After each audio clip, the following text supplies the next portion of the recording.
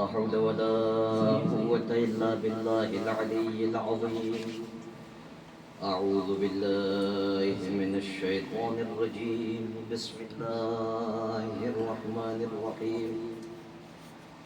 الحمد لله أهل الحمد ووليه والدال عليه والمجازي به والمثيب عنه حمدا يزيد ولا يبيد ولا ينفد جل جلاله وعظم سلطانه وتعالى مكانه وتقدست أسماؤه واتصلت آلاؤه ولا يدرك الواصفون صفته ولا تبلغ الأوهام كنح معرفته فهو كما وصف نفسه إلها واحدا أحدا صمدا لم يلد ولم يولد ولم يكن له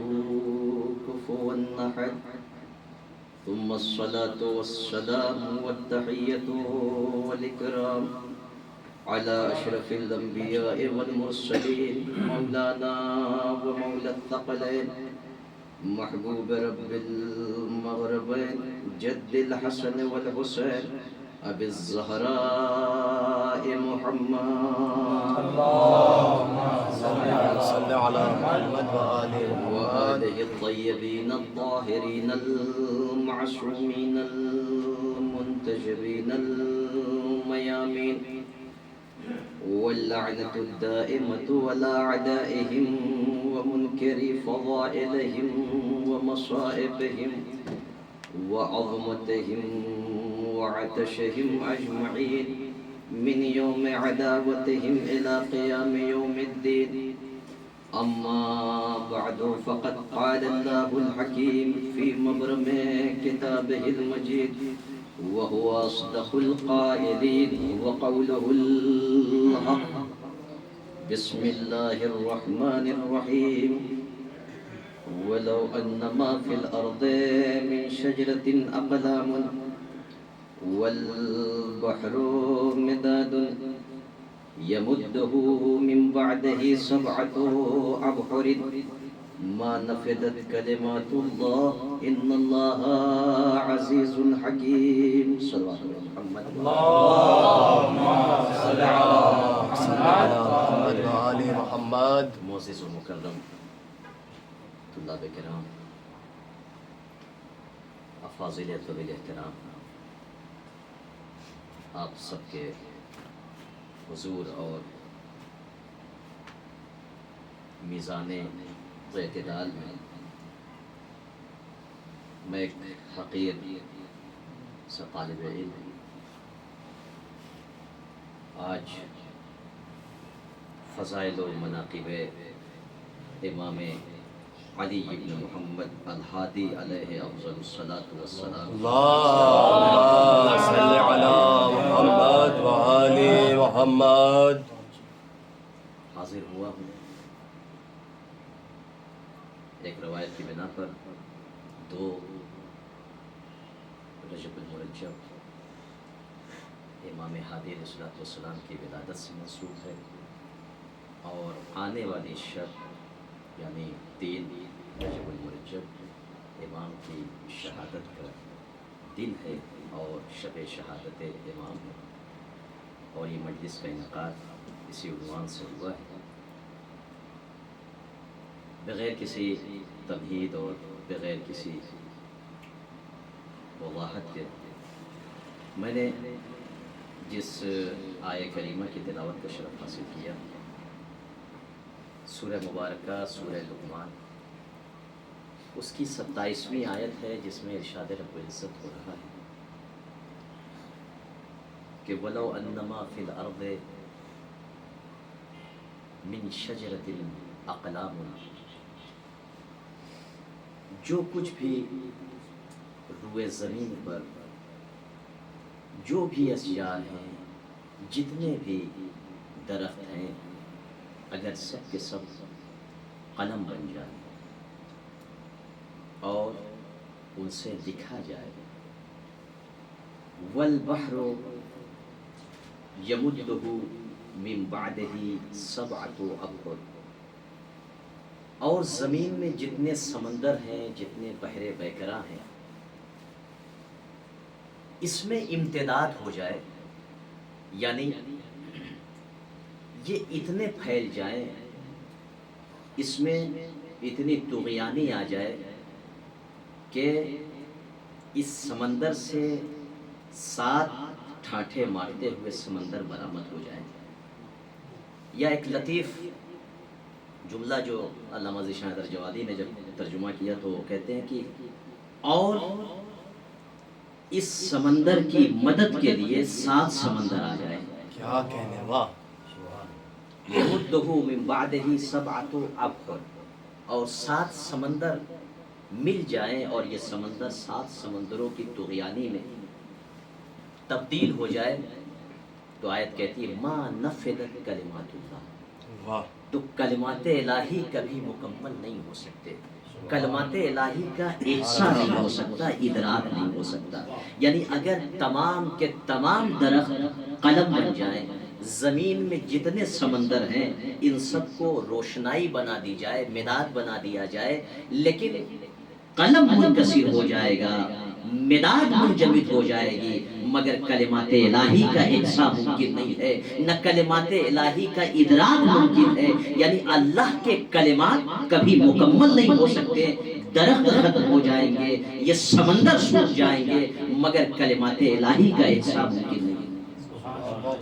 عزیزو، ہمارے اور آپ کے 10ویں امام حضرت امام علی ابن محمد امام ہادی علیہ السلام، اللہم صل علی محمد وآل محمد.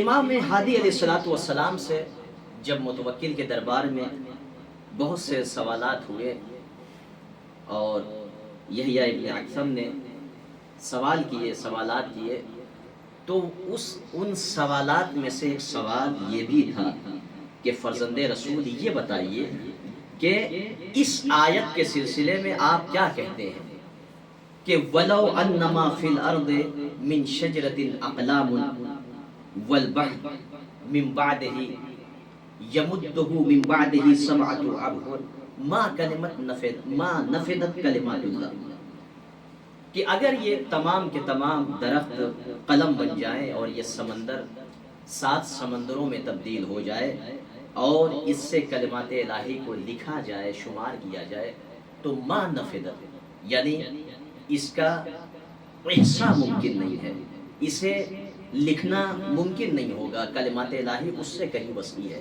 اس سے کہیں بلند ہے.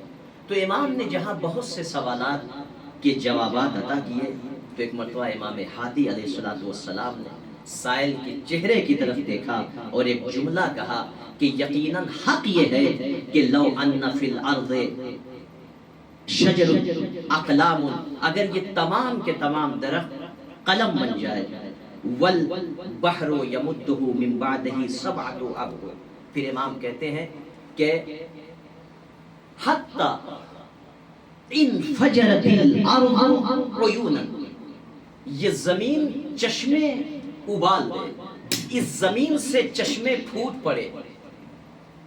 کما انفجرت الارض فی الطوفان، جیسے طوفان نوح کے زمانے میں زمین سے چشمے ابل رہے تھے، ہر طرف پانی ہی پانی تھا، ہر طرف ٹھاٹھے مارتا ہوا سمندر تھا.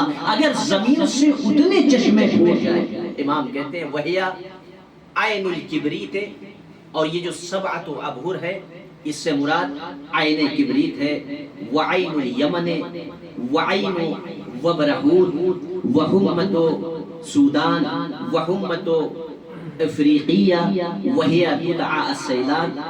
اور امام نے ان 7 کے نام اسماء گرامی بیان کیے کہ ان سمندروں کے نام کیا ہیں. اس کے بعد امام کہتے ہیں کہ اگر یہ تمام کے تمام درخت قلم بن جائے اور یہ تمام کے تمام جو سمندر ہے 7 سمندر اور یہ جو وسیع و عریض و عمیق سمندر ہے اگر یہ سب روشنائی بن جائے اور کلمات الہی کو شمار کیا جائے تو ما نفدت کلمات اللہ، اللہ کے کلمات کو شمار ہی نہیں کیا جا سکتا۔ ایک مرتبہ امام نے یحییٰ ابن اکثم کے چہرے کی طرف دیکھ کر ایک جملہ کہا، اب تم نے آیت کی تفسیر پوچھی ہے تو ہم نے آیت بھی بیان کر دیا، اشعار بھی بیان کر دیے، ہم نے عبور بھی بیان کر دیا، 7 سمندر کے نام بھی بیان کر دیے۔ اب تعجب نہ کرنا، امام ایک جملہ کہتے ہیں واللہ نحن الکلمات التي خدا کی قسم ہم آل محمد وہ بہرے پیکراں ہیں، وہ اللہ کے کلمات ہیں کہ لا تدرک فضائلنا ولا تستقصى، نہ ہمارے فضائل کا ادراک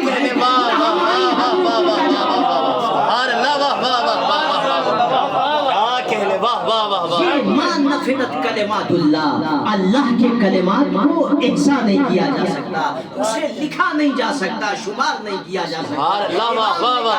وہ کلمات الہی ہمارے محمد ہے، اگر ہمارے فضائل تک پہنچنا ہے تو ہمارے فضائل کو درک بھی نہیں کر سکتے، نہ اس کی تہ تک پہنچ سکتے ہو۔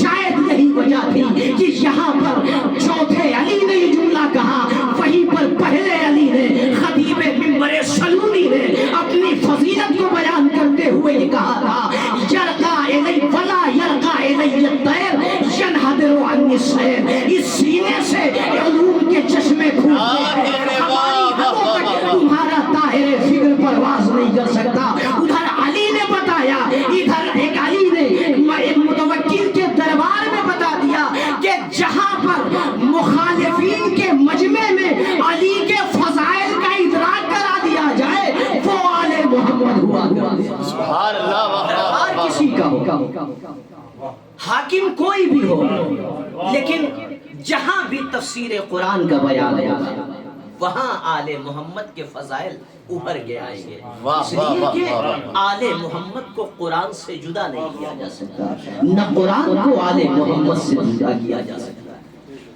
اور خدا کی قسم یہی وجہ تھی کہ امام نے سامنے مد مقابل کو کہ جو اپنے کو علامت الزمان سمجھتا تھا، میری توہین ہے کہ میں کسی کے سامنے دستے سوال دراز کروں یا کسی سے کچھ پوچھوں، لیکن متوکل نے کہا کہ نہیں، یہ بنو ہاشم میں سے ہیں، یہ آل محمد ہیں، ان کو ہم نے مدینے سے بلایا ہے ان کی تحقیق کے لیے، لہٰذا تمہیں اب آپ اندازہ کر سکتے ہیں کہ نہ جانے کتنے روز کتنی راتیں اس نے بہت سے سوالات جو اس کے ذوم ناقص میں بہت اہم سوالات ہیں تیار کیا۔ بہت سے سوالات ہیں، کافی وقت لگ جائے گا، بس میں نے جو میرے موضوع سے مرتبط تھا صرف اس کے جواب کو میں نے عرض کیا کہ جس میں سے یہ بھی جواب تھا کہ امام نے بیان کیا اور سامنے متوکل کو یہ متوجہ کر دیا کہ کلمات الہی کا ادراک ممکن نہیں ہے تو ہم آل محمد کے علم کو بھی درک نہیں کیا جا سکتا۔ لہٰذا امام کو متوکل نے دعوت دی۔ اب ظاہر سی بات ہے بنو ہاشم کی سیاست بنو امیہ سے الگ نہیں تھی، بلکہ انہوں نے ظلم و ستم میں بنی امیہ سے کہیں آگے بڑھ کر آل محمد پر ظلم و ستم کیے۔ بس فرق یہ تھا کہ بنو امیہ کا شعار وہ علی الاعلان آل محمد کی دشمنی، اولاد رسول کی دشمنی کا وہ شعار تھا ان کا علی الاعلان، لیکن بنو عباس اس سے کہیں آگے بڑھے، لیکن فرق یہ تھا کہ ظاہر میں وہ آل محمد کے ساتھ تھے لیکن ان کا دل بغض و حسد سے بھرا ہوا تھا۔ تاریخ آپ کی نگاہوں کے سامنے ہے کہ بنو عباس کی حکومت میں ائمہ پر کتنے ظلم و ستم اور کتنے تشدد اٹھائے گئے۔ بظاہر فضائل کے عنوان سے اور متوکل نے اپنی شخصیت کو بتانے کے لیے کہ ہم آل محمد کے وفادار ہیں، ہم ان کا احترام کرتے ہیں، وہ حالات تھے کہ ان کا جو والی تھا اس نے جب سوچا مدینے پہ حملہ کرنے کے لیے اور ظلم و ستم ڈھایا تو امام کے اوپر اس نے مظالم ڈھائے، امام کے اوپر سختی کی، تو امام نے خط لکھا متوکل کو، تو متوکل نے کہا کہ ہم آپ کے علوم، آپ کے فضائل کو سمجھتے ہیں، آپ کی اہمیت سمجھتے ہیں، وہ نہیں سمجھتا، لہٰذا ایسا کریں ہم آپ کا احترام اور اکرام کریں گے، آپ مدینے سے باعزت ہمارے پاس آ جائیں۔ امام بھی اس کے حقد اور اس کے ہیلے کو جانتے تھے، لیکن ظاہر سی بات ہے وقت کا تقاضا یہ تھا کہ امام منع نہ کر سکے، لہٰذا اس نے اپنے ایک وادی کو بھیجا اور بہت اکرام اور احترام سے بلایا۔ لیکن جب یہ قافلہ سامرہ پہنچا تو خان السعالیق ایک جگہ ہے کہ بظاہر جو بہت خوش منظر جگہ نہیں تھی، جہاں قافلے رکتے تھے، جہاں پر غلام آیا کرتے تھے، اور بظاہر امام کے شایان شان کے مطابق وہ جگہ وہ منزل نہیں تھی، لہذا جیسے ہی قافلہ قریب پہنچا اب اس کا حقد ظاہر ہو گیا، باہر آ گیا کہ اب ہم ان کی بے احترامی کریں گے اور ان کی توہین کریں گے، لہذا اس نے اپنے وادی کو حکم دیا کہ خان السعالیق پر ان کو روکا جائے۔ وکانا فی یومہ، اور امام پورا دن وہیں خان السعالیق میں مقیم رہے۔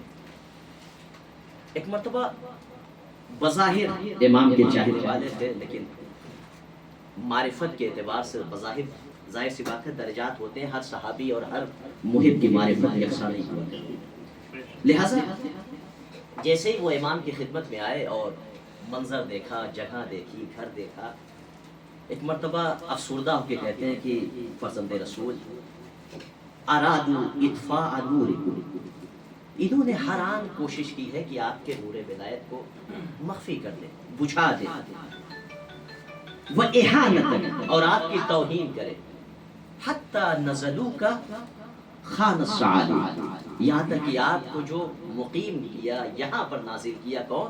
یہ جگہ کی جو آپ کی شایان شان نہیں ہے۔ تو ایک مرتبہ وہ بظاہر اپنے غم کو ظاہر کرتے ہیں کہ مولا اس جگہ پر آپ کو رکھا ہے جو آپ کے شایان شان نہیں۔ ایک مرتبہ امام نے اس چاہنے والے کے چہرے کی طرف دیکھا، ایک جملہ کہا کہ یبن سعید،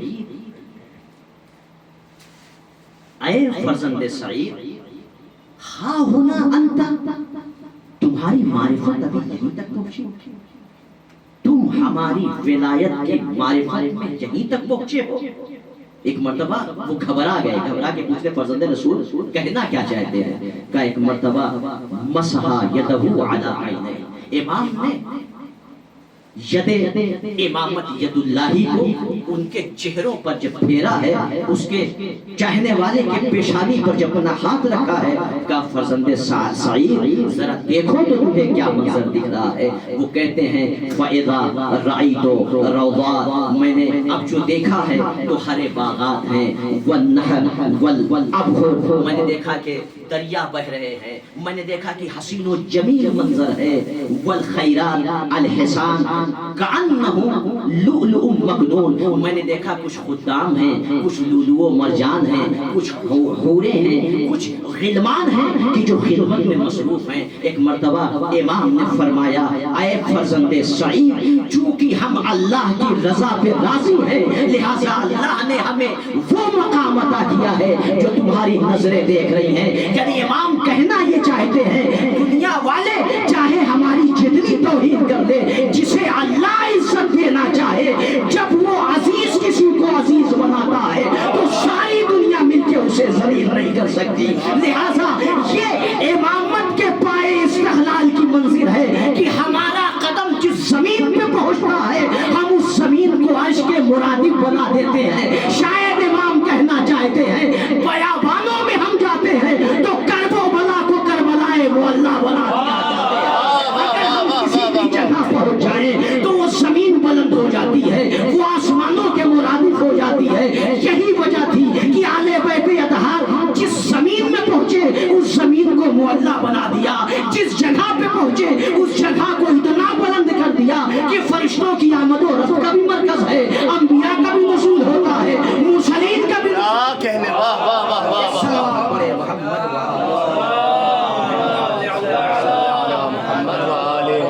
لہذا امام نے بیان کیا اگر معرفت کے ساتھ ہمارے ساتھ ہو تو پھر جگہ تمہیں پریشان نہیں کرے گی. یہ جو منظر میں نے تمہیں دکھایا یہ وہ منظر ہے, یہ وہ جگہ ہے کہ جس جگہ پہ اللہ نے ہم کو رکھا ہے. بظاہر تم یہ خراب اور یہ خرابہ دیکھ کر پریشان ہو گئے, لیکن ہمارے اطمینان کی منزل یہ ہے کہ ہمیں اللہ نے وہ فضیلت عطا کی.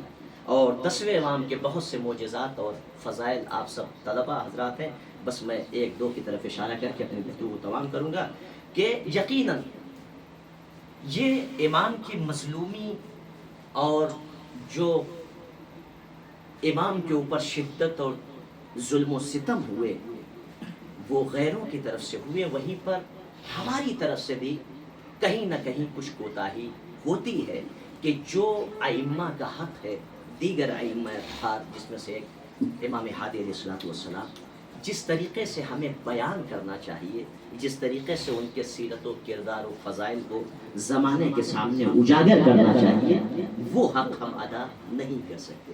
ظاہر سی بات ہے حقیقی حق تو کوئی ادا نہیں کر سکتا, لیکن بظاہر جو دیگر ائمہ کی شان میں ہم بیان کرتے ہیں, کم از کم کوشش کریں ہم طلبہ حضرت. میں سب سے پہلے اپنے نفس کو کہتا ہوں کہ کم سے کم کہ جو امام کی ولادت یا شہادت کا موقع ہو تو کم از کم اسی امام سے مخصوص ہم فضائل بھی بیان کریں, مصائب کو بھی بیان کریں, اور اشعار یا جو نوحے یا جو منقبت یا جو بھی اشعار ہوں یا جو بھی کم از کم تعزیت اگر ہے, نوحہ ہے, تو کوشش کریں کہ کہیں نہ کہیں سے امام کا ذکر اس میں شامل ہو. ایک صلوات پڑھیں محمد و آل محمد.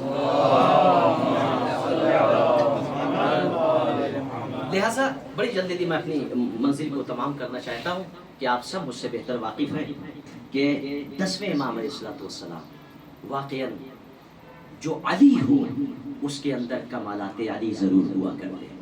یہ اور بات ہے کہ کچھ فضیلتیں اللہ کسی امام سے مختص کرتا ہے اور کسی امام سے مختص نہیں کرتا, لیکن امام نے بتایا کہ ہم آل محمد جو رسول کے اوصیاء ہیں, جو خلیفہ برحق ہیں, اللہ انہیں اپنے علوم عطا کرتا ہے. علم لدنی ہمارے پاس ہے, اور یہی وجہ تھی کہ جہاں پر بہت سے سوالات ہوئے ہیں اس میں سے ایک سوال دشمن نے, ظالم نے یہ بھی کیا کہ فرزند رسول ذرا یہ بتائیں کہ جب جناب سلیمان علی نبینا علیہ السلام نے کہا کہ یا ایھا الملأ ایکم یاتینی بعرشھا قبل ان یاتونی مسلمین, تم میں سے کون ہے اے میرے درباریوں کہ جو, آپ پورا واقعہ آپ کے سامنے ہے, میں اسے پڑھ چکا ہوں تفصیلی طور پہ, بس صرف میں یہ ربط کے عنوان سے اس واقعے کو مختصراً ذکر کرنا چاہتا ہوں چونکہ امام سے سوال کیا گیا, امام نے اس کا جواب بیان کیا, اور جو روایت ہے وہ امام ہادی علیہ السلام سے منقول ہے کہ امام کہتے ہیں کہ جناب سلیمان نبی ان کے جو وصی تھے, وارث تھے, ان کے جو ان کے جانشین تھے وہ آصف ابن برخیہ تھے. پورا واقعہ قرآن کی آیت آپ کے سامنے, میں بس صرف جلدی سے گزرنا چاہتا ہوں. امام نے فرمایا کہ جناب آصف ابن برخیہ کو اللہ نے اسم اعظم عطا کیا, اور اسم اعظم کے ذریعے سے آصف ابن برخیہ نے کیا کیا, زمین کی تہوں کو سمیٹ دیا, طی الارض کے ذریعے سے تخت بلقیس کو فلسطین میں حاضر کر دیا. امام کہتے ہیں کہ یاد رکھنا ان اسم اللہ الاعظم 72 حرف, کہ جو اللہ کے اسم اعظم وہ 72 حروف ہیں. 72 حرف 72 حروف ہیں. فَأَعْطَاهُ اللَّهُ حرفاً واحدا, کہ جن 72 حروف میں سے اللہ نے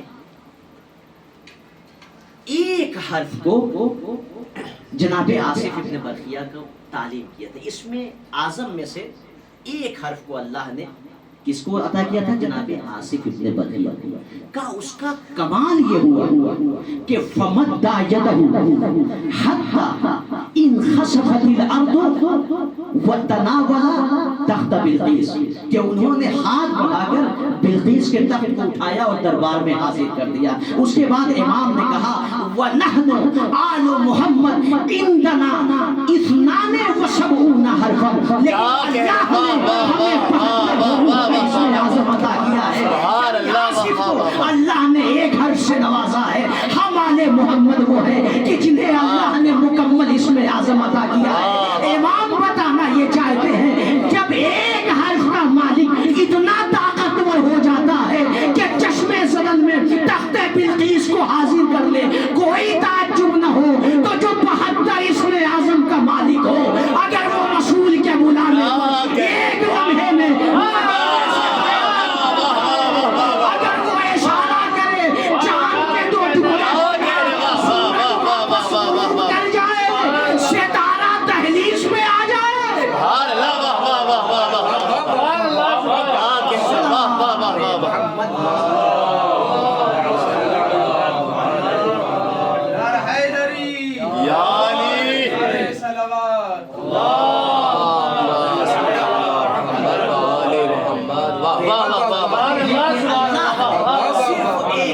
تعلیم کیا صرف ہم آل محمد, ہم اہل بیت وہ ہیں کہ اللہ نے مکمل حروف ہمیں عطا کیے سوائے ایک حرف کے. امام نے بیان کیا ایک حرف کو اللہ نے اپنے علم غیب میں مقدوم رکھا, شاید وہ خالق و مخلوق کے درمیان تمیز کرنے کے لیے ہو. اللہ نے ایک حرف کو, لیکن اللہ نے آصف کو صرف ایک حرف دیا, ہم آل محمد کو اتنا عطا کیا. تو ظاہر سی بات ہے جس کے پاس اتنے علوم ہو. امام نے فرمایا کہ آصف ابن برخیہ نے تخت بلقیس کو حاضر کیا تھا. بنی میں یہ سارے واقعات اس لیے پڑھ رہا ہوں چونکہ یہ ساری روایتیں امام ہادی علیہ السلام کے عنوان سے آئی ہیں اور امام نے اس کی تفسیر کی ہے. امام کہتے ہیں کہ خود 10ویں امام ہادی علیہ السلام کہتے ہیں کہ یاد رکھنا جناب سلیمان عاجز نہیں تھے کہ وہ تخت بلقیس کو حاصل کر دیتے. یعنی اللہ جسے نبوت عطا کرتا ہے اسے اتنا اقتدار و اختیار عطا کرتا ہے وہ جب چاہے جس شے کو حاصل کر دے. مولا پھر سلیمان نبی نے آصف سے کیوں کہا؟ امام کہتے ہیں تاکہ ان کے بعد لوگ یہ جان جائیں کہ ان کا خلیفہ برحق کوئی اور نہیں ہے, آصف ابن برخیہ ہے. یعنی سلیمان بتانا یہ چاہتے ہیں وسیع نبی وہی ہوتا ہے جس کا اقتدار نبوت جیسا ہو, جس کا اختیار نبوت جیسا ہو. یہی وجہ تھی مسلمانوں, رسول چاہے تھے خیبر کو فتح کر سکتے تھے, خندق کو فتح کر سکتے تھے, مگر علی کو بھیج کے بتایا جس کا وسیع اتنا بااختیار ہو اس کا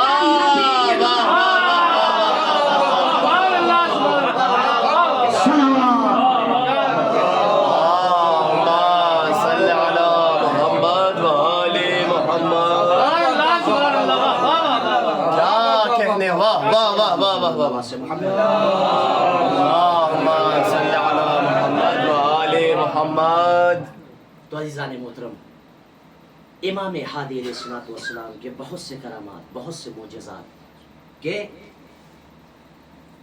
دنیا والوں نے امام کے فضائل کو جس طریقے سے میں نے بیان کیا, متوکل نے ہر آن کوشش کی کہ امام کو ذلیل کیا جائے, لیکن جسے اللہ عزت دے, ان اللہ عزیز الحکیم. میں نے جو آیت اس کا آخری ٹکڑا ان اللہ عزیز الحکیم, وہ عزیز بھی ہے حکیم بھی ہے. اگر عزیز کسی کو عزیز بنا لے تو پوری کائنات مٹ جائے گی مگر اس کی عزت کو کم نہیں کر سکتے. لہٰذا اب جب یہ ہر طریقے کے ہیلے کو اپنا کر جب کامیاب نہ ہو سکے تو اب یہ چاہا کہ اس نور امامت کو بجھا دیا جائے.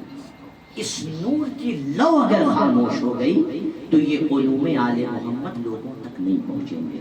لیکن دنیا والوں کو کیا پتا کہ اللہ جب اپنے علم کو کسی کے ذریعے ظاہر کرنا چاہے تو وہ ہستیاں جب تک زندہ ہوتی ہیں لوگ ان کے علم و کمالات سے مستفیض ہوتے ہیں.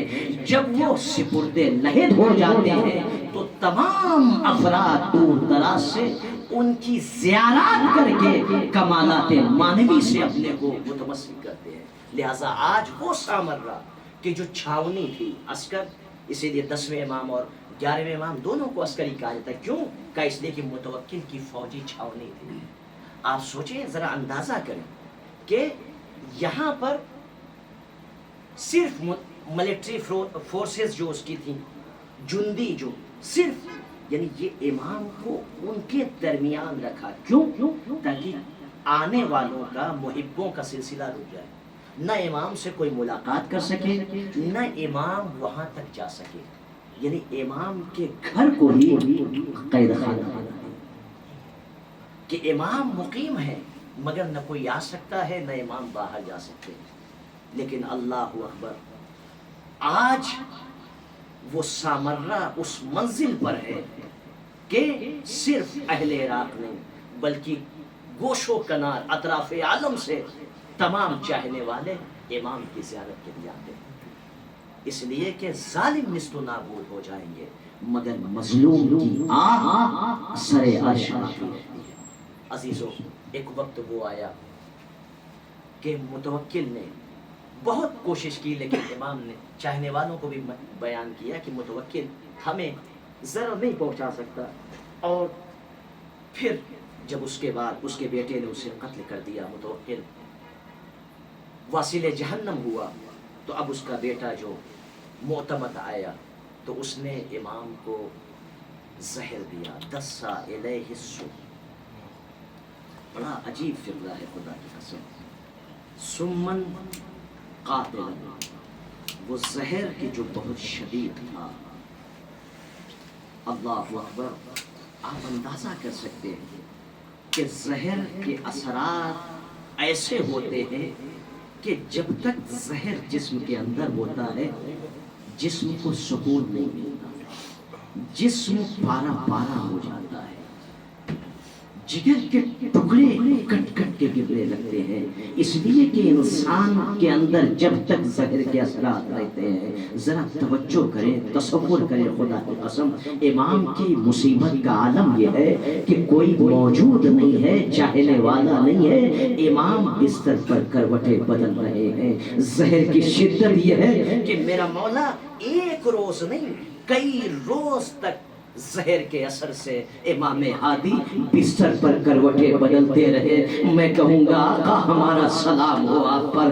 یقیناً مظلومی ہے آپ کی مولا، مگر آپ تنہا نہیں ہیں اس مصیبت میں. اے آقا، آپ کے جد مظلوم حسن مجتبیٰ کو زہر دیا گیا، اور ایسا قاتل زہر تھا کہ جگر کے 72 ٹکڑے دشت طلا میں برآمد ہو گئے. چاہنے والی بہن یہ منظر دیکھ رہی ہے.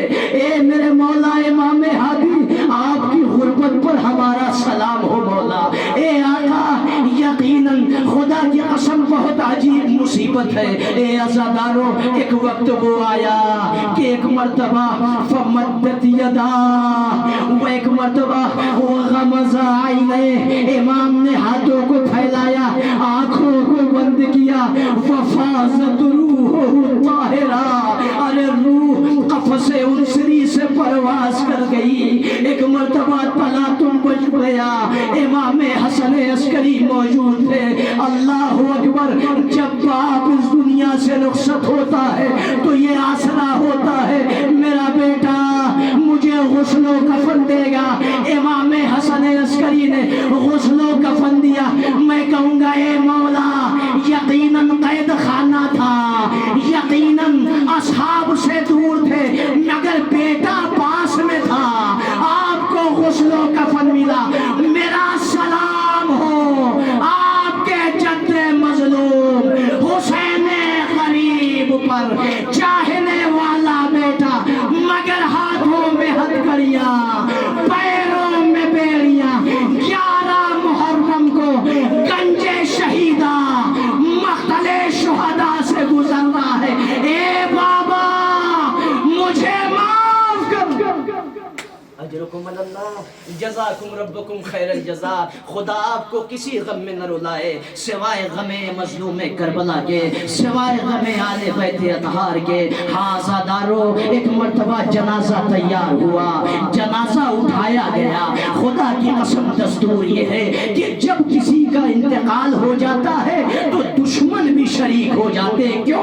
کہ اس لیے کہ مسلمان ہے, اس کا جنازہ ہے, لہٰذا مسلمان پر ضروری ہے کہ مسلمان کے جنازے میں شرکت کی جائے. آزاداروں, دشمنوں نے بھی شرکت کی, مگر ہائے حسین غریب, 3 دن تک لاشا بے گور و کفن جلدی زمین پہ پڑا رہا. بہن نے ایک مرتبہ بھائی کے جسم کو دیکھا جو خاک و خون میں غلطا سرزمین کربلا پر دھوپ میں پڑا تھا. مدینے کا رکیا یا جدہ صلی علیک ملائکۃ السما وہذا حسین مرمل بالدماء مقطع الاعضاء. اے نانا, آپ پر ملائکہ سما نے نماز پڑھی مگر آپ کا حسین. اجرکم اللہ جزاکم ربکم خیر الجزا. بس عزاداروں, میں نے مجلس مکمل کی. ایک مرتبہ امام ہادی کا جنازہ گھر سے نکلا, جنازہ برآمد ہوا ہے. کہا لوگ منتظر تھے, جیسے ہی آہو بکا کی آوازیں بلند ہوئی, ایک مرتبہ سارے آگے آ گئے. امام کو زہر دیا گیا, امام عالم مسافرت میں دنیا سے گزر گئے. ایک مرتبہ لوگ آگے بڑھے, امام کو سہارا دیا.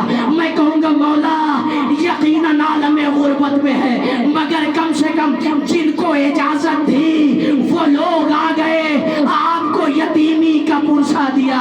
مگر ہائے سید سجاد, ادھر بابا کا سرنوں کے نیزہ پہ بلند ہوا, ادھر شبر کا تازیانہ خیموں میں آگ بستر سجاد کو کھینچا گیا. سید سجاد فوقع علی وجہی الی الارض, منہ کے بل زمین پر.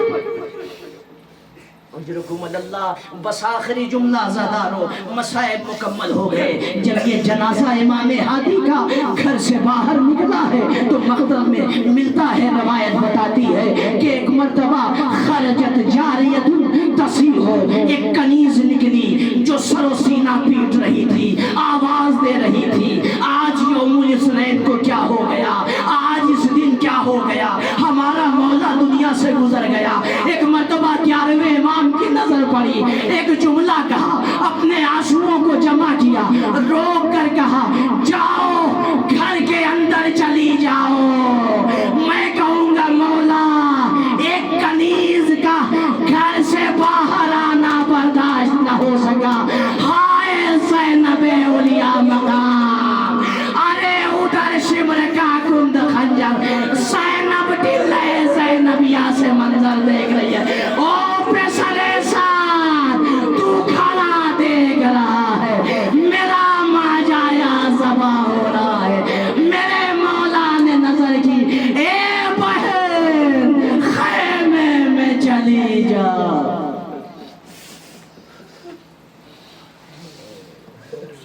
وسيعلم الذين ظلموا ينقلبون ينقلبون إنا لله وإنا إليه راجعون. رضا بقضائه وتسليما بأمره. ربنا تقبل منا